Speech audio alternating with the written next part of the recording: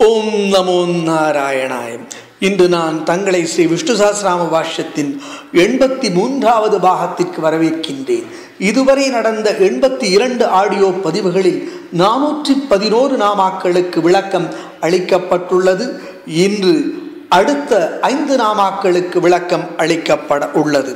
ஓம் ஸ்ரீ வேதவியாசாய நமக. நமது பாரதத்தின் இதிகாசங்களுக்கும் புராணங்களுக்கும் வேதங்களுக்கும் உபனிஷத்துகளுக்கும் காரணமுமான நமது குருவுமான ஸ்ரீ வேதவியாச பகவானை வணங்கி போற்றுகின்றேன். ஞானேன து தத் அஜ்ஞானம் ஏஷாம் நாசிதம் ஆத்மனஹ தேஷாம் ஆதித்யவத் ஞானம் பிரகாசயதி தத்பரம். அஞ்ஞானத்தை அழிக்கும் ஞானத்தால் ஒருவன் தெளிவடையும் போது பகல் நேரத்தில் சூரியன் எல்லாவற்றையும் வெளிச்சப்படுத்துவதைப் போல அவனது ஞானம் எல்லாவற்றையும் வெளிப்படுத்துகின்றது என்று பகவான் உரைக்கின்றார். அப்படி அஞ்ஞானத்தை போக்கக்கூடிய வகையிலே அந்த பரமாத்மனிடத்திலே வேண்டி பிரார்த்திக்கின்றேன். இன்றைய ஸ்ரீ விஷ்ணு சஹஸ்ரநாம பாஷ்யத்திற்கு உள்ளே செல்வதற்கு முன்பாக தங்களுக்கு அநேக நமஸ்காரங்களை தெரிவித்து தங்களுடைய ஆசைகளை பெற்று பகவத் சங்கல்பத்தின் மூலமாக ஸ்ரீ லக்ஷ்மி நாராயணன் என்ற கருவியின் வாயிலாக இன்றைய ஸ்ரீ விஷ்ணு சஹஸ்ரநாம பாஷ்யம் துவங்கப்பட உள்ளது. ஓம் நமோ நாராயணாய. ஹிரண்யகர்ப்பः சதுர்ணோ வியாப்தோ வாயுரதோக்ஷஜः. ஹிரண்யகர்ப்பக என்ற பதத்திற்கு பராசர பட்டர் அருளையில் தமக்கு ஹிதமாகவும் இனிமையாகவும் உள்ள தியானிப்பவர் மனங்களினால் அமுதம் போல் அனுபவிக்க பெறுபவர் என்றுரைக்கின்றார். மேலும் பொற்புதையல் போன்றவர் என்று உரைக்கின்றார். சத்யசந்த தீர்த்தர் அருளுகையில் பொன்மயமான பிரம்மாண்டத்தை தம் வயிற்றில் தரித்தவர் என்று உரைக்கின்றார். தமக்கு இதமாகவும் இனிமையாகவும் உள்ள தியானிப்பவர் மனங்களினால் அமுதம் போல் அனுபவிக்க பெறுபவர் என்பதற்கு உதாரணமாக நாம் கோபாலதாசரின் கதை எடுத்துக்கொள்வோம். ஹரிதாசர்கள் பரம்பரையில் வந்தவர் கோபாலதாசர். இந்த கோபாலதாசர் கர்நாடக தேசத்திலே ராய்ச்சூர் மாவட்டத்திலே உள்ள மொசரகல்லு என்ற கிராமத்திலே பாகண்ணா என்ற பெயரிலே 1722ஆம் ஆண்டு முராரி ராய மற்றும் வெங்கம்மா தம்பதியினருக்கு மகனாக பிறந்தார். அந்த முராரி ராய வெங்கம்மா அவர்களுக்கு பாகண்ணா, தாசப்பா, சீனப்பா மற்றும் ரங்கப்பா என்று 4 குழந்தைகள் வரிசையாக. அந்த சிறுவனான ரங்கப்பா அந்த குழந்தை சிறு குழந்தையாக இருந்த பொழுதே முராரி ராயர் இறந்து விட்டார். ஆகையினாலே வெங்கம்மாவுக்கு இந்த 4 குழந்தைகளையும் வைத்து பராமரிக்க வசதி எதுவும் இல்லாமல் போயிற்று. அந்த பெண்மணி தன்னுடைய கிராமத்திலே உதவி கிடைக்காத காரணத்தினாலே தன்னுடைய பிறந்த வீட்டு கிராமத்திற்கு கிளம்பினாள். அந்த கிராமம் பெயர் சங்கபுரா என்று அந்த கிராமத்தின் பெயர். அப்படி வெங்கம்மா சங்கபுராவுக்கு சென்றால் அங்கும் பெரிய ஒரு உதவி கிடைக்கவில்லை. ஆனாலும் அந்த கிராமத்தின் வெளிப்பகுதியிலே ஒரு சிதிலமடைந்த ஒரு ஆஞ்சநேயர் கோவில் இருந்தது. அந்த கோவிலிலே தன்னுடைய குழந்தைகளுடன் தஞ்சம் புகுந்தாள். திக்கற்றவர்களுக்கு பகவானே அல்லவா துணை. அப்படி பகவான் துணை இருந்தான் அவளுக்கு. இந்த 4 குழந்தைகளையும் வைத்து கொண்டு அவள் அந்த ஆஞ்சநேயர் துணையுடன் அந்த சிதிலமடைந்த கோயில் இருந்து வந்தாள். யாராவது கொடுத்தால் அந்த உணவை கொண்டு தன்னுடைய குடும்பத்தை நடத்தி வந்தாள். அப்பொழுது அந்த கிராமத்திலே இருக்கக்கூடிய பல நல்லவர்கள் எல்லாம், நல்ல மனம் படைத்தவர்கள் எல்லாம் இருந்தனர். அப்படி நல்ல மனம் படைத்த ஒருவர் அவளுக்கு ஒரு சிறிய ஒரு துண்டு நிலத்தை வழங்கினார். மற்றொருவர் தன்னுடைய செலவிலேயே அந்த நிலத்தை உழுது அதை பயிரிட்டார். நல்ல அறுவடை கிடைத்தது. அந்த அறுவடையை இவள் பெற்றவுடன் அந்த கிராமத்து கர்ணம் என்று அழைக்கக்கூடிய கணக்கு பிள்ளை போன்ற இந்த கிராம அதிகாரி, அந்த காலத்து கணக்கு பிள்ளை என்று கூறலாம், அந்த கர்ணம் வந்து இவ்விடத்திலே இருந்து அந்த தானியங்களை எல்லாம் வலுக்கட்டாயமாக பெற்றுக்கொண்டு சென்று விட்டார். காரணம் யாதின் அருகில் இருந்த ஒரு குளத்தில், பொது குளத்திலிருந்து நீ அனுமதி இல்லாமல் அந்த தண்ணீரை பயன்படுத்தி இருக்கின்றாய், ஆகையினாலே இது உனக்கு சொந்தமல்ல என்று எடுத்து சென்று விட்டார். காரணம், அவர் கூறியபடி, அவர் கூறிய வேலைகளை எல்லாம் இந்த பெண்மணி கேட்கவில்லை, அவள் சொல்படி கேட்கவில்லை என்ற ஒரு கோபத்தினால் அப்படி செய்து விட்டார் அந்த நபர். அப்பொழுது இந்த மூத்த மகனான பாகண்ணா, இவரும் சிறு பையன்தான், இந்த பாகண்ணா கோபத்திலே அந்த நபருக்கு சாபமிட்டார், உனக்கு குழந்தை பிறக்காது, அது மட்டுமல்ல இந்த பொதுக்குளமானது இனிமேல் வறண்டு விடும் என்று சாபமிட்டார். அவர் சாபமிட்டபடியே அந்த குளமானது வறண்டு விட்டது. இன்றளவும் அந்த கிராமத்திற்கு சென்று பார்த்தால் அந்த குளம் வறண்டுதான் இருக்கின்றது. அப்படிப்பட்ட இந்த பாகண்ணா பிறகு அந்த கிராமத்திலே மேலும் ஒரு நபர், ஒரு நல்ல மனம் படைத்தவர், பிரம்மோபதேசம் செய்து வைத்தார் இவருக்கு. அவருடைய மகனுக்கு அந்த பூநூல் போடும்போது இவருக்கும் பிரம்மோபதேசம் செய்து வைத்தார். அப்படி காயத்ரி மந்திரோபதேசம் இந்த பாகண்ணாவுக்கு கிடைத்தது. இவர் அந்த கிராமத்திலே உள்ள ஒரு அரச மரத்தடியிலே அமர்ந்த வண்ணம் தொடர்ந்து காயத்ரி மந்திரத்தை ஜபித்து கொண்டே தியானத்திலே ஆழ்ந்து விட்டார். சிறுவன்தான், ஆழ்ந்து விட்டார். அப்படி இருந்த சமயத்திலே பல நாட்கள் அப்படி இருந்தார். ஒரு நாள் ஒரு நாகப்பாம்பானது ஊர்ந்து வந்து இவருடைய மேலேறி, இவருடைய கழுத்து மேலேறி தலைக்கு மேலே அது படம் எடுத்து நின்றது. இந்த காட்சியை கண்டு பயந்த அந்த பகுதியில் இருந்தவர்கள் எல்லாம் வெங்கம்மாவை அழைத்து வந்தனர். வெங்கம்மா பார்த்து வணங்கி நின்றாள். தன்னுடைய மகன் காயத்ரி மந்திரத்தின் வலிமையினாலே அவன் சிறப்பாக இருக்கின்றான் என்று நினைத்தவள் மகிழ்ச்சி அடைந்தாள். எந்த விதமான துன்பப்படவும் இல்லை. அவளுக்கு தெரியும் தன்னுடைய மகனின் மந்திர பலம் இது என்று தெரியும். பிறகு அந்த பாம்பானது மெல்ல இறங்கி கீழே சென்று விட்டது. அவனை காத்து அனுகிரகிக்கவே அப்படி வந்தது, பாகண்ணாவை காத்து அனுகிரகிக்க. அப்படி இந்த பாகண்ணா அதன் பிறகு சில நாட்கள் கழித்து அந்த பாகண்ணாவிற்கு கனவிலே யாரோ ஒருவர் பீஜாட்சர மந்திரத்தை நாவினிலே எழுதுவது போல் ஒரு தோற்றம் ஏற்பட்டது. நாக்கினிலே யாரோ ஒருவர் எழுதுவது போல ஒரு கனவு ஏற்பட்டது. கண் திறந்து பார்த்த பிறகு அன்றைய நாளிலிருந்து அவருக்கு சரமாரியாக அவருக்கு கவிதை எழுதும் திறமை ஏற்பட்டது. ஏராளமான கவிதைகளை, பாடல்களை எல்லாம் புனைய ஆரம்பித்தார். அது மட்டுமல்ல, யாரை பார்த்தாலும் அவருடைய கடந்த காலத்தை அவரால் கூற முடியும். கடந்த காலம் எனில் 3 ஜன்மாக்களை அவர் கூறுவார். தற்பொழுது நடப்பதையும் கூறுவார், எதிர்காலத்தில் நடக்க வேண்டியதையும் கூறுவார். அப்படி ஒரு ஜோதிடரை போல செயல்பட ஆரம்பித்தார்.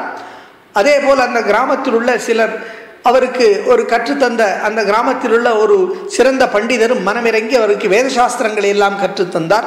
அப்படி கற்றுத்தேர்ந்த அந்த பாகண்ணாவின் புகழ் பரவியது. அப்படி இருந்த பொழுது ஒரு சமயம் அவர் அதோனிக்கு கிளம்பி சென்றார். அதோனியிலே விஜயதாசர் என்ற ஹரிதாசர் இருந்து வந்தார். விஜயதாசரை கண்டு அவரும் பாடல்கள் புனைந்து அப்படியே சென்று கொண்டே பகவான் ஹரிராமத்தை பாடிக்கொண்டே சென்று கொண்டே இருப்பவர்கள் தான் ஹரிதாசர்கள். அப்படி வந்த அந்த விஜயதாசரிடம் சென்று இவர் அவருடைய சீடராகிவிட்டார்.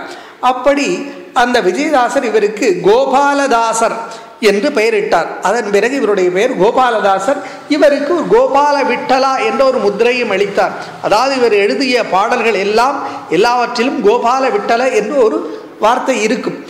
அப்படி இவர் 1000க்கும் மேற்பட்ட பாடல்களை எல்லாம் ஹரியை போற்றி பாடியிருக்கின்றார். கன்னட மொழியிலே அற்புதமான பாடல்கள் அனைத்தும் கன்னட மொழியிலே பாடியிருக்கின்றார்.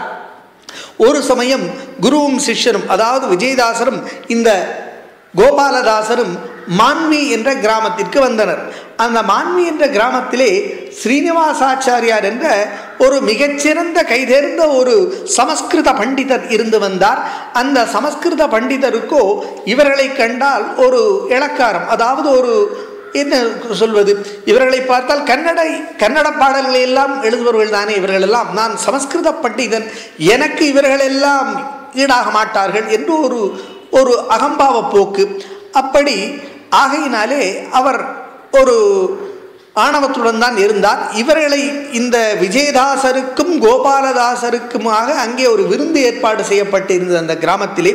இவர்கள் இருவரும் அந்த உள்ளூரிலே இருக்கக்கூடிய அந்த ஸ்ரீனிவாசாச்சாரியரை அந்த விருந்திற்கு வரும்படி அழைத்தனர். அவருக்கு வர மனமில்லை. காரணம், இந்த கன்னட பாடல்களை எழுதுபவர்கள் இவர்களெல்லாம் சாதாரணப்பட்டவர்கள், இவருடன் நான் சமஸ்கிருத பண்டிதன் சேர்ந்து கொள்வதா? ஆகையினாலே அவர் வர மறுப்பதற்கு ஒரு காரணம் வேண்டுமல்லவா? அவருக்கு வயிற்று வலிக்கின்றது என்று கூறி அனுப்பி வைத்து விட்டார், வர இயலாது என்று கூறி. அதை கேட்டவுடன் விஜயதாசர் கூறினார், அப்படியே ஆகட்டும் என்று கூறிவிட்டார். ஆகியனால என்ன ஆயிற்று, அந்த ஸ்ரீனிவாசாச்சாரியாருக்கு கடும் வயிற்று வலி ஏற்பட்டது. அதன் பிறகு அந்த வயிற்று வலி அவரால் தாங்க முடியவில்லை. அந்த வயிற்று வலி குணமாக வேண்டும் என்று அந்த ஸ்ரீனிவாசாச்சாரியார் அதற்காக திருப்பதி சென்றார், கட்டிகாச்சலம் சென்றார், மந்திராலயம் சென்றார். எங்கு சென்றாலும் சரியாகவில்லை. இறுதியில் மந்திராலயத்திலே அவர் தற்கொலை செய்து கொள்வது என்று முடிவெடுத்தார். அன்றைய தினம் அவர் தூங்கிக் கொண்டிருக்கும் பொழுது மந்திராலய மகான் அவருடைய கனவிலே வந்து விஜயதாசரை சென்று அணுகும்படி கூறினார். அப்படி அவரும் விஜயதாசரை அணுகிய பொழுது அவர் கோபாலதாசரை, தன்னுடைய சீடரான கோபாலதாசரை பார்க்கும்படி கூறினார். அப்படி கோபாலதாசரை பார்த்தவுடன் கோபாலதாசர் அவருக்கு ஏற்பட்டிருந்த அந்த வயிற்று வலியை நீக்கிவிட்டார். அதன் பிறகு அவருக்கு ஒரு பெயரும் நாமம் சூட்டப்பட்டது. ஜெகநாததாசர் என்ற நாமம் சூட்டப்பட்டது. அவரும் ஹரிதாசராக மாறிவிட்டார். அவரும் பாடல்களை புனைந்து வந்தார். அதன் பிறகு விஜயதாசரும் ஜெகநாததாசரும் ஒரு சமயம் திருப்பதிக்கு சென்ற பொழுது அங்கே ஜெகநாததாசர் திடீரென்று இறந்து விட்டார். அப்பொழுது விஜயதாசர் கோபாலதாசரிடம் கூறினார், உன்னுடைய ஆயுளிலிருந்து 40 வருடங்கள் இந்த ஜெகநாததாசனுக்கு நீ வழங்க வேண்டும் என்று கூறியவுடன் குருவின் சொல்லை கேட்ட இந்த கோபாலதாசர் தன்னுடைய ஆயுளிலிருந்து 40 ஆண்டுகளை ஜெகநாததாசருக்கு தருகிறேன் என்று கூறி அவர் மிருத்யுஞ்சய மந்திரத்தை கூறினார். அதன் பிறகு அந்த ஜெகநாததாசர் உயிர் பெற்றுவிட்டு அவர் 40 ஆண்டுகள் அதன் பிறகு இருந்தார். அந்த சமயத்திலே தான் அந்த ஜெகநாததாசர் ஸ்ரீமன் மத்வாச்சாரியார் எழுதிய அற்புதமான துவைத சித்தாந்தத்தின் கிரந்தங்களின் சாரமாக ஹரிகதா சாராமிருதம் என்ற அற்புதமான ஒரு கிரந்தத்தை இயற்றினார். அப்படி இந்த ஹரிதாசர்களின் பணியானது பகவான் நாமாவை பாடல்களை பாடி அற்புதமாக தொடர்ந்தது. இறுதியில் இந்த கோபாலதாசர் ஒரு சமயம் உத்தனூர் என்ற கிராமத்திலே வசித்து வந்த பொழுது, அதாவது 1762ஆம் ஆண்டு, இவருக்கு அப்பொழுது 40 ஆண்டுகள் தான் வயது. அப்பொழுது இவர் பகவானுக்கு அபிஷேகங்கள் எல்லாம் செய்துவிட்டு தியானத்தில் அமர்ந்தார். அமர்வதற்கு முன்பாக கூறிவிட்டார், இப்பொழுது நான் இந்த உடலை நீத்துவிட்டு செல்கின்றேன். ஆனால் நான் மீண்டும் இந்த குடும்பத்திலேயே மீண்டும் பிறப்பேன். காரணம், எனக்கு இன்னும் 40 ஆண்டுகள் ஆயுள் இருக்கின்றது, அதை நான் வந்து தீர்க்கத்தான் வேண்டும் என்று கூறிவிட்டு அந்த உடலை நீத்து விட்டார். அவருடைய அஸ்தியையும் எடுத்து வைக்க கூறிவிட்டு சென்று விட்டார் அந்த கோபாலதாசர். அப்படி இந்த கோபாலதாசரானவர் தம்முடைய வாழ்நாளிலே பற்பல அற்புதங்களை செய்திருக்கின்றார். ஏராளமான பேர்களுக்கெல்லாம் ஏற்பட்டுள்ள வியாதிகளை எல்லாம் போக்கடித்திருக்கின்றார். ஏராளமான ஒரு நாம சங்கீர்த்தனங்களை செய்து அற்புதங்களை எல்லாம் நிகழ்த்தியிருக்கின்றார். அப்படி பகவானை இவர் தன்னுடைய ஹிருதயத்திலே அனுபவிக்க பெற்றவர். பொற்புதையல் போல பகவானை தம்முடைய இதயத்திலே வைத்து அற்புதமாக அனுபவித்தவர் கோபாலதாசர். அப்பேற்பட்ட அந்த கோபாலதாசருக்கு அனுகிரகம் செய்த அந்த பரமாத்மனை போற்றி ஹிரண்யகர்ப்பக என்ற பதத்தை வணங்கி அடுத்த பதத்திற்கு செல்வோம். சத்ருக்னஹ என்ற பதத்திற்கு ஸ்ரீ ஆதிசங்கர பகவத்பாதாள் அருளுகையில் தேவர்களின் எதிரிகளை அழிப்பவர் என்றுரைக்கின்றார். சத்யசந்த தீர்த்தர் அருளுகையில் விரோதிகளை அழிப்பவர் என்றுரைக்கின்றார். தேவர்களின் எதிரிகளை அழிப்பவர் என்பதற்கு உதாரணமாக நாம் அகஸ்திய முனிவர் வாதாபியை கொன்ற கதை, அழித்த கதை எடுத்துக்கொள்வோம். முற்காலத்திலே அகஸ்திய முனிவர் ஒரு சமயம் அவர் தேவலோகத்தை நோக்கி சென்று கொண்டிருந்த வழியிலே பித்ருக்கள் சிலர் தலைகளாக தொங்கிக் கொண்டிருந்தனர். இவருக்கு யார் என்று தெரியவில்லை. அவர்கள் விழுவோமா மாட்டோமா என்ற நிலையில் தொங்கிக் கொண்டிருந்தனர். இவர் அவர்களை பார்த்து, நீங்கள் யார் என்று வினவ, நாங்கள் எல்லாம் உன்னுடைய பித்ருக்கள், மூதாதையர்கள். நீ திருமணம் செய்து கொள்ளவில்லை, உனக்கு ஒரு சந்ததி இருந்தால் அந்த சந்ததியினர் எங்களுக்கு சார்த கர்மாக்களை எல்லாம் முறைப்படி செய்வான். அப்படி செய்தால் நாங்கள் பித்ருலோகத்தை அடைவோம், சொர்க்கலோகத்தை அடைவோம். நாங்கள் இந்த நிலையிலே இருப்பதற்கு காரணம் நீதான். நீ திருமணம் செய்து கொண்டு ஒரு மகனை பெற்றெடுக்க வேண்டும், அதுதான் எங்களுடைய கோரிக்கை என்று கூற, அகஸ்திய முனிவரும் அப்படியே ஆகட்டும் என்று கூறினார். யாரை மணந்து கொள்வது என்று யோசனை செய்து தம்முடைய தவ வலிமையினால் ஒரு அழகான ஒரு பெண்ணை உருவாக்கினார். பட்சிகள், விலங்குகள், தாவரங்கள் ஆகியவற்றின் மிக அழகான பகுதிகளை எல்லாம் பயன்படுத்தி ஒரு அற்புதமான அழகான ஒரு குழந்தையை உருவாக்கி அதை விதர்ப்ப நாட்டு அரண்மனையை சேர்த்து விட்டார். விதர்ப்ப நாட்டு மன்னன் மிக நெடுங்காலமாக தவம் செய்து வருகின்றான். அவனுக்கு ஒரு குழந்தை வேண்டும் என்று. அவனுக்கு குழந்தை இல்லை. அவனுக்கு குழந்தை, அந்த குழந்தை கிடைக்கும் வண்ணம் அகஸ்திய முனிவர் ஏற்பாடு செய்து விட்டார். அந்த பெண் வளர்ந்தவுடன் அவளையே தாம் திருமணம் செய்து கொள்ள வேண்டும் என்று முடிவும் செய்து விட்டார். பிறகு அந்த பெண்ணும் வளர்ந்தாள். அந்த பெண்ணுக்கு லோபமுத்ரா என்று பெயரிடப்பட்டது. அந்த லோபமுத்ராவானவள் அழகிலும் அறிவிலும் மிகச் சிறந்தவளாக இருந்தாள். நன்கு வளர்ந்து விட்டாள். அந்த சமயத்திலே மன்னன் யோசனை செய்து வந்தான். இவ்வளவு சிறப்பான தன்னுடைய பெண்ணை எந்த ராஜகுமாரனுக்கு மணமுடிப்பது என்று யோசனை செய்து கொண்டிருக்கும் பொழுது ஒரு நாள் அகஸ்திய முனிவர் அந்த மன்னனின் அவைக்கு வந்தார். வந்து அவனுடைய மகளை தாம் திருமணம் செய்து கொள்ள வேண்டும் என்று கூறினார். மன்னனுக்கோ என்ன செய்தது என்று ஒன்றும் புரியவில்லை. காரணம், தன்னுடைய மகள் அழகிலும் அறிவிலும் சிறந்தவள். இவரோ மிகப்பெரிய ரிஷி அகஸ்திய முனிவர், இருந்தாலும் வயதானவர், வயதான தோற்றம். இவருக்கு எப்படி தன்னுடைய இளம் மகளை தருவது என்று யோசனை செய்தார். தராவிட்டாலும் அவர் ஏதாவது சாபமிடுவாரோ என்னவோ, ஆனால் தருவதற்கு மனமில்லை என்று மிக ஒரு சங்கடமான சூழ்நிலையிலே இருந்த பொழுது லோபமுத்ரா வந்து கூறினாள், நான் இவரை திருமணம் செய்து கொள்கின்றேன் என்று கூறிவிட்டாள். எதற்காக? தன்னுடைய தந்தைக்கு ஏற்பட்டிருக்கக்கூடிய அந்த இக்கட்டான சூழ்நிலையை போக்க வேண்டும் என்ற ஒரு எண்ணத்தினாலே அப்படி செய்தாள். அதன்படியே லோபமுத்ராவை அகஸ்திய முனிவருக்கு மணமுடித்து கொடுத்தார். அவர் தன்னுடன் காட்டிற்கு அழைத்து சென்றார். அவர் ரிஷி அல்லவா, வனவாசி. அவர் அங்கே சென்று அவரிடத்திலே கூறிவிட்டார், இந்த ஆவரணங்கள், இந்த உடைகள் எல்லாம் களைந்து விடு, இவையெல்லாம் வேண்டாம் என்று கூறி ஒரு வனவாசிக்கு எப்படி என்ன ஆடை இருக்க வேண்டுமோ அந்த ஆடையை மேற்கொள்ளும்படி கூறிவிட்டார். மர உரி போன்ற ஆடைகளை தந்து ஒரு ரிஷி பத்னி எப்படி இருக்க வேண்டுமோ எளிமையாக அந்த வடிவத்திலே ஆடையை புனை செய்து விட்டார். இந்த லோபமுத்ராவும் அகஸ்திய முனிவருக்கு பணிவுடன் பணிவிடை செய்து வந்தாள் தினசரி.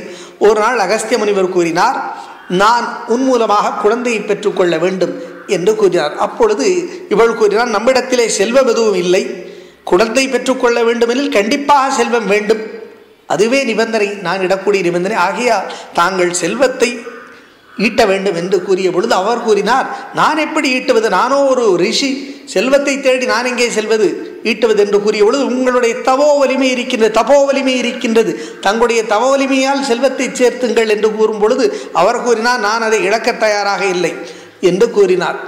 எப்படியாக இருந்தாலும் உங்களுக்கு ஒரு குழந்தை வேண்டுமெனில் நீங்கள் செல்வத்தை ஈட்டிக்கொண்டு வர வேண்டும் என்று லோபமுத்ரா கூறிவிட்டாள்.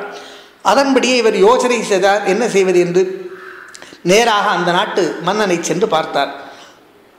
அவன் சுருதர்வன் என்ற ஒரு மன்னன். அந்த மன்னனிடத்திலே சென்று தனக்கு பொருள் வேண்டும் என்று கேட்டார், செல்வம் வேண்டும் என்று கேட்ட பொழுது அவன் கூறினான், தன்னுடைய வரவு செலவு கணக்கு எடுத்து காண்பித்தான். இவ்வளவு வரவு, இவ்வளவு செலவு, மேற்படி மக்கள் என்னிடத்திலே இதை எதிர்பார்க்கின்றனர், உபரி செல்வம் எதுவும் என்னிடத்திலே இல்லை என்று கணக்கை காட்டிவிட்டான். என்ன செய்வது என்று அவனை மற்றொரு மன்னனிடத்திலே அழைத்து சென்றான். அவன் விருதனஸ்வா என்ற மன்னன். அந்த மன்னனும் இதே போல் கணக்கை காட்டினான். அதன் பிறகு மற்றொரு மன்னன் திரசதஸ்யு என்ற ஒரு மன்னனிடம் சென்றனர்.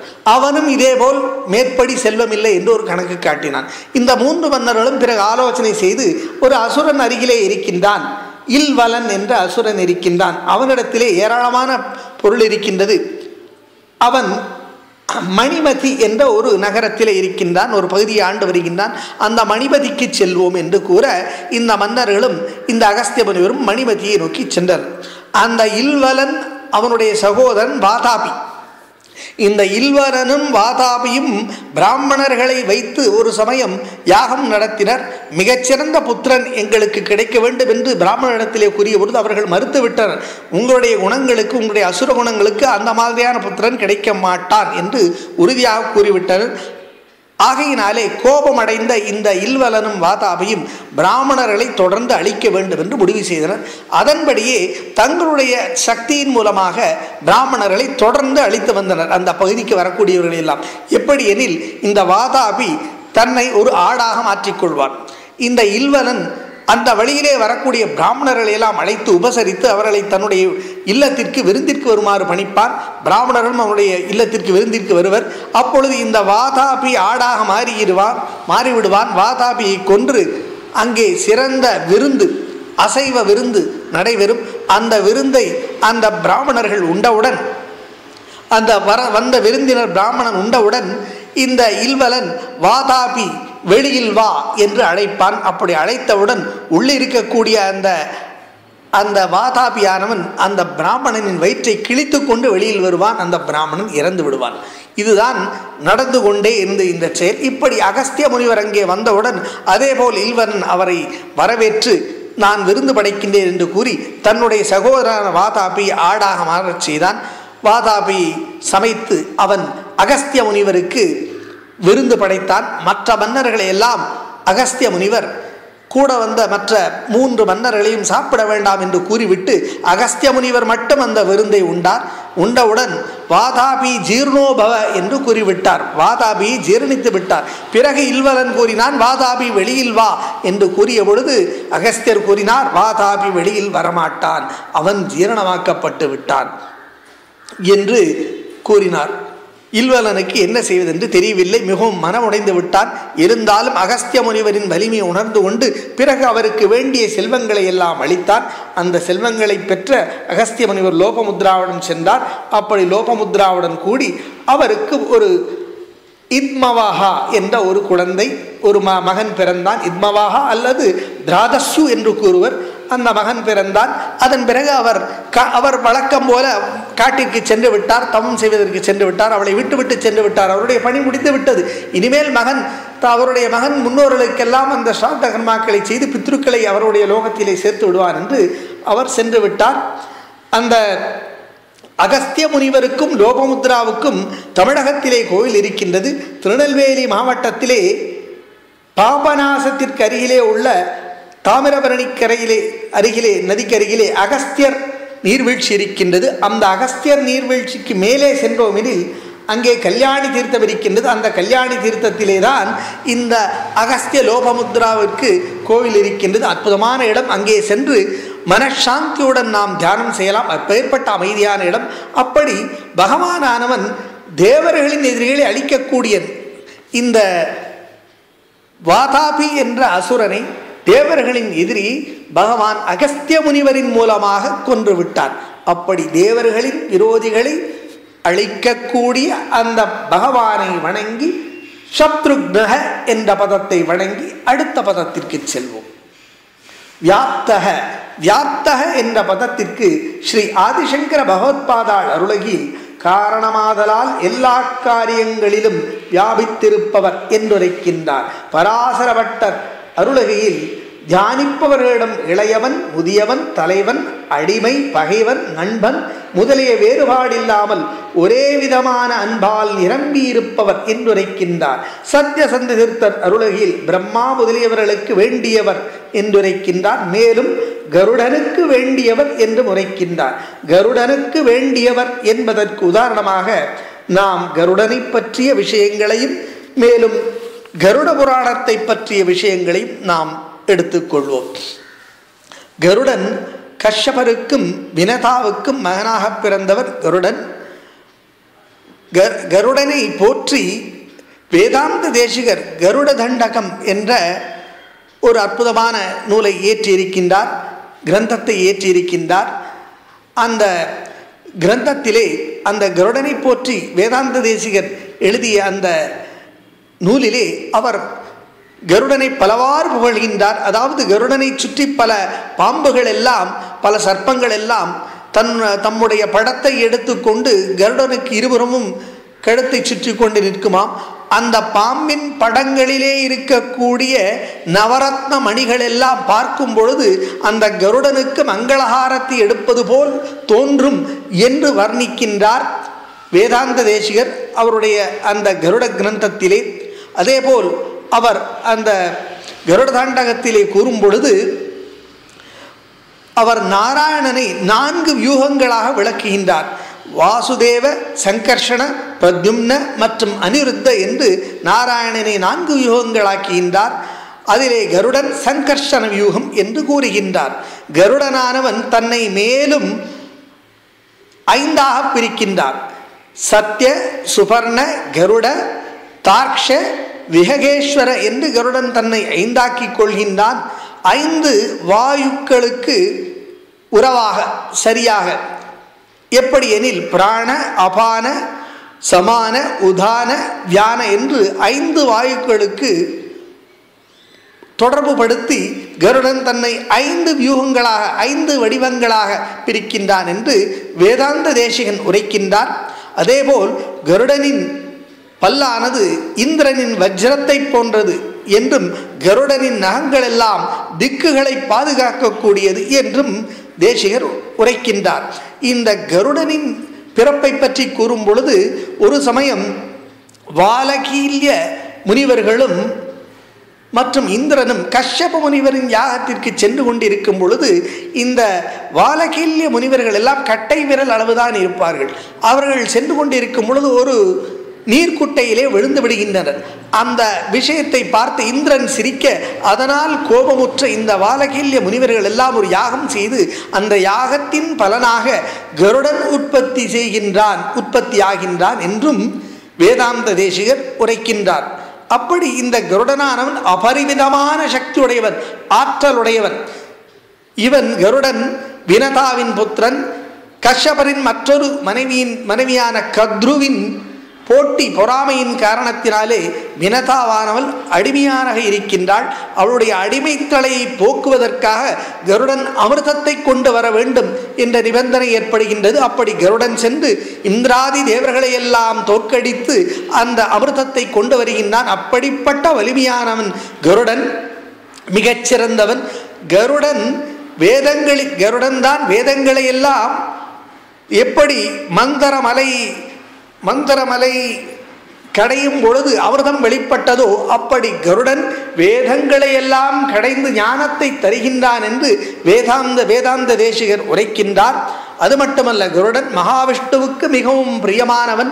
எந்தளவு பிரியமானவன் எனில் கருட புராணம் என்பது மகாவிஷ்ணுவானவர் கருடனுக்கு கூறியது. அதாவது கருடனும் மகாவிஷ்ணுவும் சம்பாஷணை செய்ததுதான் கருட புராணம் என்று அழைக்கப்படுகின்றது.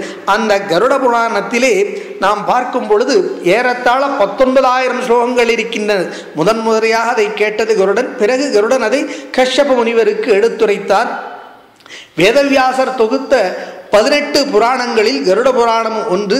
இந்த கருட புராணத்திலே மகாவிஷ்ணுவின் அனைத்து அவதாரங்களும் குறிப்பிடப்படுகின்றது. அண்டசராசரத்தின் தோற்றம் மற்றும் தேவதைகள் எப்படி ஏற்பட்டனர், முனிவர்கள், காலச்சக்கரம் சுழலும் தன்மை, ராமாயணம், மகாபாரதம் ஆகியவற்றின் சுருக்கம், கிருஷ்ணரீலை, மேலும் சூரிய சந்திர வம்சத்தினர் பற்றி குறிப்பிடப்படுகின்றது. கருடனின் தோற்றம் இருக்கின்றது. ஷோடச சம்ஸ்காரங்கள் எல்லாம் விளக்கப்படுகின்றது. எப்படியெல்லாம் பகவானை வழிபடலாம், எப்படியெல்லாம் செய்த பாவத்திற்கு பிராயச்சித்தம் செய்யலாம், தெய்வீக மந்திரங்கள், நவரத்னங்கள், மணிகளை பற்றிய விஷயங்கள், சால கிராமத்தை பற்றிய விஷயங்கள், ஜோதிடம், வாஸ்து சாஸ்திரம், வீட்டின் வாஸ்து மற்றும் கோவிலின் வாஸ்து, அதேபோல் தான தர்மத்தின் வகையறாக்கள், மருத்துவத்தின் வகைகள் என்று ஏராளமான விஷயங்கள் இந்த கருட புராணத்திலே தரப்பட்டிருக்கின்றன. அது மட்டுமல்ல, மேலும் இறந்த பிறகு ஒருவருடைய ஆன்மாவானது எப்படியெல்லாம் பயணிக்கின்றது, அபரகர்மாக்கள் எப்படி செய்யப்பட வேண்டும், எந்த சடங்குகள் பின்பற்றப்பட வேண்டும், மேலும் பாதாள லோகம், யமலோகம், பலவிதமான நரகங்கள், மீண்டும் மீண்டும் மனிதனின் பிறவி, அந்த சுழற்சி, கர்மாவின் பலன்கள், அதேபோல் பலவிதமான தண்டனைகள், எந்தெந்த பாவத்திற்கு எந்த மாதிரியான தண்டனைகள் வழங்கப்படும், யமலோகத்திலே மோட்சம் எப்படி கிடைக்கின்றது, ஸ்ரார்த்தங்கள் எப்படி செய்யப்பட வேண்டும் இறப்பிற்கு பிறகு என்றெல்லாம் ஏராளமான விஷயங்கள் இந்த கருட புராணத்திலே வழங்கப்படுகின்றது. அதேபோல் இந்த கருட புராணத்தை அதாவது பொதுவாக இறந்தவர் வீட்டில் படிப்பார்கள். 10 நாட்களுக்குள்ளே இந்த கருட புராணம் படிக்கப்படும் பொழுது அந்த இறந்த ஆத்மாவானது செய்த அந்த பாவங்களெல்லாம் நீக்க பெற்று அது மோட்ச கதி அடையும் என்று கூறுவார்கள். அதேபோல் அந்த கருட புராணத்தை மேலும் கேட்பவர்களுக்கெல்லாம் சிறந்த அனைத்து விதமான செல்வங்களும் சிறந்த தன்மையும் ஏற்படும் என்றும் கூறுவர். பகவானிடத்திலிருந்து வெளிப்பட்டதுதான் எள்ளும் தர்பையும் அந்த எள்ளை பற்றிய விஷயங்களும் தர்பை பற்றிய விஷயங்களும் இந்த கருட புராணத்தில் கூறப்பட்டிருக்கின்றன. அப்படி இந்த கருட புராணம் என்பது மிகச்சிறந்த விஷயம். இருந்தாலும் சிலர் இறந்த வீட்டில் படிக்கின்ற காரணத்தினாலே, இறந்தவர் வீட்டில் படிக்கின்ற காரணத்தினாலே கருட புராணம் ஒரு என்ன கூறுவது அமங்கலமானது, அதை நாம் படிக்கக்கூடாது, இறந்தவர் வீட்டில் தான் படிக்க வேண்டும் என்று நினைக்கின்றனர். அப்படியல்ல, கருட புராணம் எப்பொழுது வேண்டுமானாலும் யார் வேண்டுமானாலும் படிக்கலாம். அதுவும் 18 புராணங்களில் அதுவும் ஒன்றுதான். மேலும் அதை படிக்கும் பொழுது எந்தெந்த பாவங்களுக்கு என்னென்ன தண்டனைகள் என்று கேட்கும் பொழுது மனிதனுக்குள்ளே ஒரு உணர்வு ஏற்படும். நாம் இந்த தவறுகளை எல்லாம் செய்யக்கூடாது என்று அவனுக்குள்ளே ஒரு தவறுகளை செய்யக்கூடிய ஒரு தடை கூட ஏற்படலாம். அப்படி இந்த அப்படி சிறப்பான இந்த கருட புராணத்தை மகாவிஷ்ணுவானவர் கருடனுக்கு வழங்கினார். அப்படி கருடனுக்கு வேண்டியவர் யார்? பகவான். அந்த காரணத்தினாலே தான் இவ்வளவு விஷயங்களை எல்லாம் கருடனுக்கு கூறி பகவானதை கருட புராணம் என்று அழைக்க வைத்தார். அப்படிப்பட்ட சிறப்பான அந்த பரமாத்மனை, அந்த மகாவிஷ்ணுவை வணங்கி வியாப்தக என்ற பதத்தை வணங்கி அடுத்த பதத்திற்கு செல்வோம். வாயு. வாயு என்ற பதத்திற்கு பராசர பட்டர் அருளகில் தம்மை தியானிப்பவர் இருக்குமிடம் தேடி ஆங்காங்கு செல்பவர் என்றுரைக்கின்றார். பராசர சத்தியசந்த தீர்த்தர் அருளகில் உயிரை தாங்க காரணமாக இருப்பவர் என்றுரைக்கின்றார். தம்மை தியானிப்பவர் இருக்குமிடம் தேடி ஆங்காங்கு செல்பவர் என்பதற்கு உதாரணமாக நாம் அயோத்தி மாநகரிலே நடந்த ஒரு விஷயத்தை, அதாவது மூலராமர் என்று கூறுகின்றோம், அந்த விஷயத்தை எடுத்துக்கொள்வோம். முற்காலத்திலே ராமபிரான் அயோத்தி மாநகரிலே இருந்து வந்த பொழுது தினசரி அவரை தரிசிக்க ஒரு முதியவர் வருவது வழக்கம். அந்த முதியவர் தினசரி வந்து கோவிலுக்கு எல்லோரும் செல்வர், கோவிலுக்கு செல்வது போல் அவர் அரண்மனைக்கு வருவார். வந்து அந்த வயதான நபர் தினம் ராமபிரானை நேரிலே சென்று தரிசித்து கொண்டு நமஸ்கரித்து செல்வார். அப்படிப்பட்ட ராமன் மீதான பக்தி அவருடையது. அப்படி தினசரி பார்வையாளர் நேரம் வரும்பொழுது அவர் வருவார். ஒரு சில நாட்களில் அவருக்கு மிகவும் தள்ளாமை ஏற்பட்டது. அவர் வருவது கஷ்டமாக இருந்தது. இருந்தாலும் எப்படியா இருந்தாலும் ராமனை பார்க்காத நாட்கள் எல்லாம் வீணாளே என்று கருதி ராமனை பார்ப்பதை அவர் தவிர்க்காமல் வந்து கொண்டிருந்தார். ஒவ்வொரு நாட்கள் அங்கே தடை விதித்தனர் அரண்மனையில், இன்று பார்க்க இயலாது என்றெல்லாம் கூறிய பொழுது அவர் மிகவும் மனவேதனைப்பட்டார். எப்படியோ இப்படி ஒரு சில நாட்கள் கழிந்து அவர் மீண்டும் ராமனை சந்தித்த பொழுது தன்னுடைய விஷயத்தை கூறினார். அப்பொழுது ராமன் கூறினார், தங்களுக்கோ முடிவதில்லை, மிகவும் கஷ்டப்படுகின்றீர்கள், நீங்கள் வர வேண்டிய அவசியமில்லை, நீங்கள் உங்களுடைய வீட்டில் இருந்தபடியே என்னை நினைத்து கொள்ளுங்கள், அது போதும் என்று அவரிடத்திலே கூறிய பொழுது அவர் அதை ஏற்றுக்கொள்ளவில்லை. நான் தங்களை நேரில் பார்க்காமல் இருக்கவே முடியாது, எனது உயிர் இருக்கும் வரை நான் தினமும் வந்து தரிசனம் செய்வேன், என்னை யாரும் தடுக்காமல் இருக்க தாங்கள் அருள் புரிய வேண்டும் என்று வேண்டுதலை வைத்தார். அப்பொழுது ராமர் யோசனை செய்தார். இவருக்கோ முடிவதில்லை, மிகவும் கஷ்டப்படுகின்றார், என்ன செய்வது என்று கூறி தன்னை போலவே, தன்னுடைய திருமேனியைப் போலவே ஒரு திருமேனியை செய்து அதை ஆசீர்வதித்து அவரிடத்திலே, அந்த பெரியவரிடத்திலே ராமன் கொடுத்தார். ஒரு விக்கிரகத்தை அளித்தார்.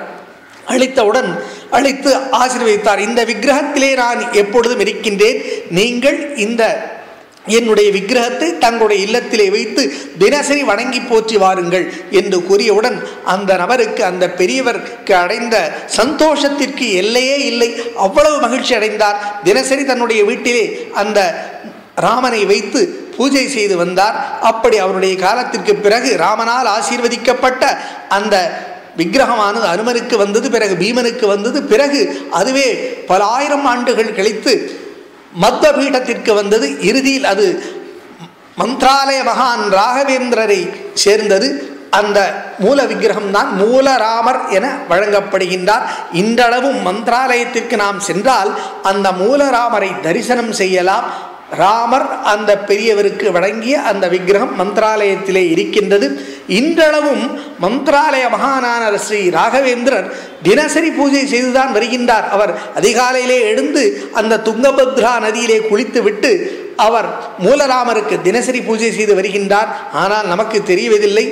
சற்று காலத்திற்கு முன்பு வரை கூட சொல்வார்கள், அதாவது தனுர் மாதத்திலே மார்கழி மாதத்திலே அதிகாலை வேளையிலே ஒரு 3:30-4 மணி வாக்கிலே அந்த வேளையிலே நாம் குளித்துவிட்டு பயபக்தியுடன் அந்த விருந்தாவனத்திற்கு அருகிலே அமர்ந்து நாம் அவரையே மனத்திலே தியானித்திருந்தால் உள்ளே ராகவேந்திரர் அந்த மூலராமருக்கு பூஜை செய்யும் அந்த மணி ஓசை கேட்கும் என்று கூறுவார்கள். அப்படி கேட்கக்கூடிய அளவுக்கு பாக்கியம் செய்திருந்து அந்த பக்தி நமக்கு இருந்தால் கண்டிப்பாக அந்த ஒலி நமக்கு கேட்கும். அப்படி இன்றளவும் நாம் மந்திராலயம் சென்றால் அந்த மூலராமரை தரிசிக்கலாம். அப்படி பகவானவன் தம்மை தியானிப்பவர் இருக்குமிடம் தேடி ஆங்காங்கே செல்கின்றான். அவன் எங்கெல்லாம் தன்னை தியானிக்கின்றார்களோ அங்கெங்கெல்லாம் அருள் பாலிப்பதற்காக சென்று கொண்டிருக்கின்றான். அப்படிப்பட்ட சிறப்பான அந்த மூலராமனை வணங்கி வாயுகு என்ற பதத்தை வணங்கி அடுத்த பதத்திற்கு செல்வோம். அதோக்ஷஜக.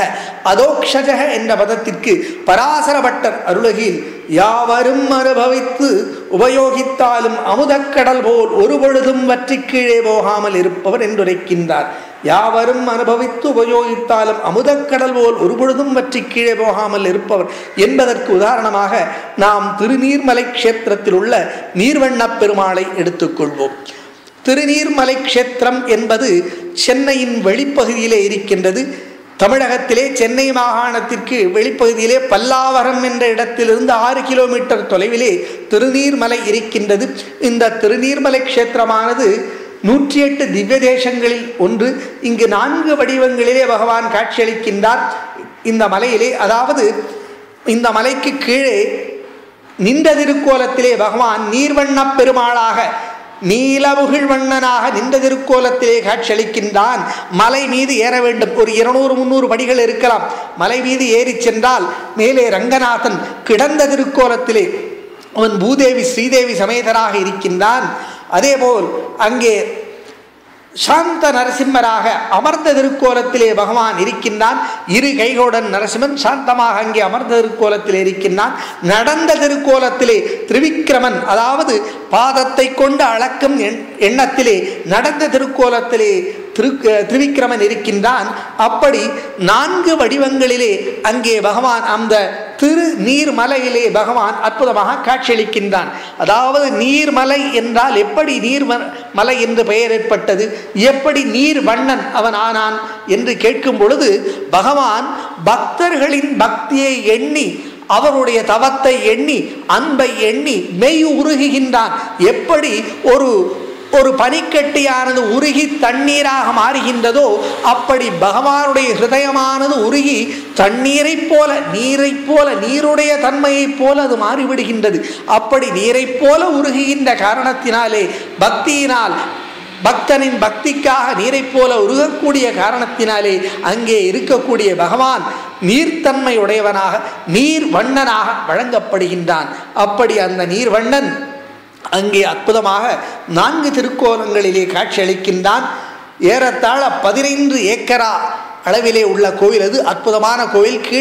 கீழே உள்ள கோயில் 3 ஏக்கரா பரப்பளவு உள்ளது. மேலே 12 ஏக்கரா பரப்பளவு உள்ளது. அற்புதமான மேலே சென்று பார்க்கும் பொழுது நமக்கு காண கிடைக்காத அற்புதமான ஒரு இயற்கை பொழில், இயற்கை அழகு நிறைந்த ஒரு இடமாக இருக்கின்றது. அது மட்டுமல்ல, அந்த இடத்திலே அமைந்துள்ள அந்த கோவிலின் கட்டிடக்கலையானது மிக அற்புதமாக இருக்கின்றது. அது எப்பொழுது 1500 ஆண்டுகளுக்கு முன்பாக கட்டப்பட்டு இருக்கலாம் என்று கூறப்படுகின்றது. சோழர் கட்டிடக்கலையும் பாண்டியர் கட்டிடக்கலையும் சேர்ந்த வண்ணமாக இருக்கின்றது அந்த கோயிலானது.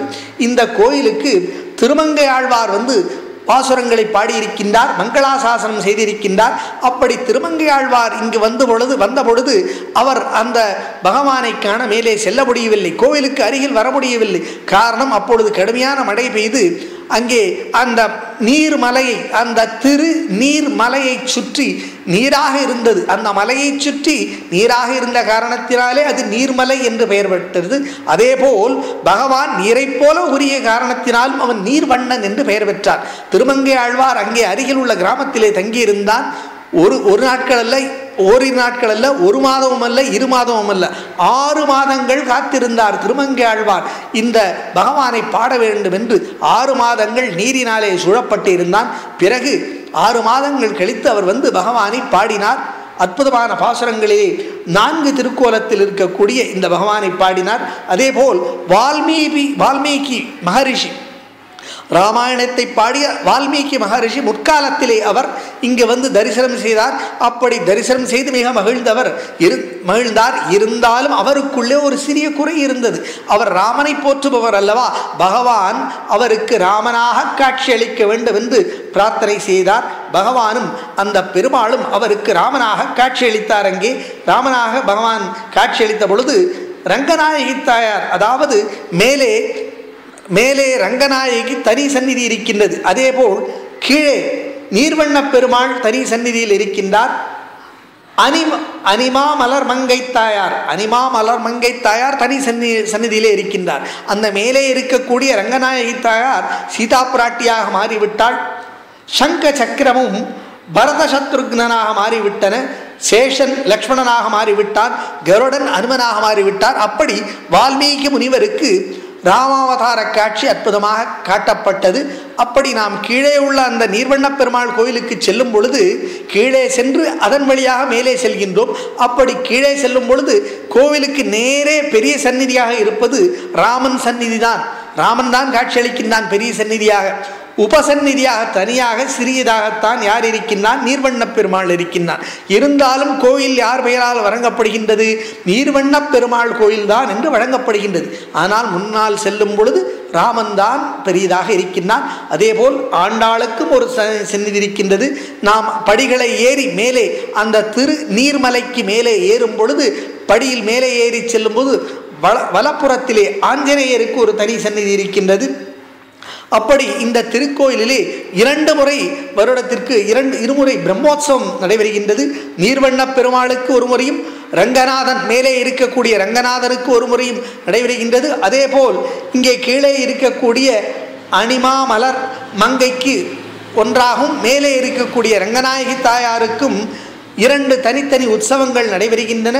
அப்படி மிகச்சிற பக்தர்களை பார்த்து உருகக்கூடியவன் இந்த பகவான் அற்புதமாக காட்சி அளித்து கொண்டிருக்கின்றான். இவன் இவ்வளவு சிறப்பான அழகான இந்த நீர்வண்ண பெருமாள் கோவிலை நாம் தரிசித்து வந்தால் அனைத்து விதமான நன்மைகளும் கிடைக்கும். எல்லா விதமான நன்மைகளையும் அருளக்கூடியவன் இந்த நீர்வண்ண பெருமான். அப்படிப்பட்டவன் இவனை நாம் எவ்வளவுதான் இவனை நாம் வணங்கி இவருடைய அந்த அருளை பெற்றாலும் அனுபவித்தாலும் ஒருபொழுதும் வற்றி கீழே போகாதவன், அமுதக்கடல் போல் உடையவன் இந்த நீர்வண்ண பெருமாள். அப்படிப்பட்ட சிறப்பானவன். இங்கே 4 புஷ்கரணிகளும் இருக்கின்றன. சொர்ண புஷ்கரணி இருக்கின்றது. அதேபோல் காருண்ய புஷ்கரணி, க்ஷீர புஷ்கரணி, சித்த புஷ்கரணி, க்ஷீர புஷ்கரணி ரங்கநாதனுக்கு அவன் சயன திருக்கோலத்தில் இருக்கின்றான் அல்லவா, அதற்காக அவனுக்கு க்ஷீர புஷ்கரணி. அதேபோல் அங்கே காருண்ய புஷ்கரணி இருக்கின்றது. பகவான் பக்தனின் பக்தியிலே உருகி அவனுடைய கண்ணீரின் மூலமாக பகவான் கண்களிலே வந்த அந்த கண்ணீரின் காரணமாக உருவாகியதான் காருண்ய புஷ்கரணி.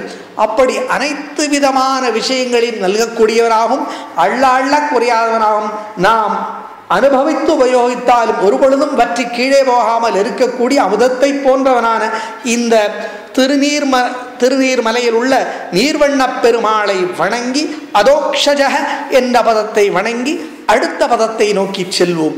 ஓம் நமோ நாராயணாய.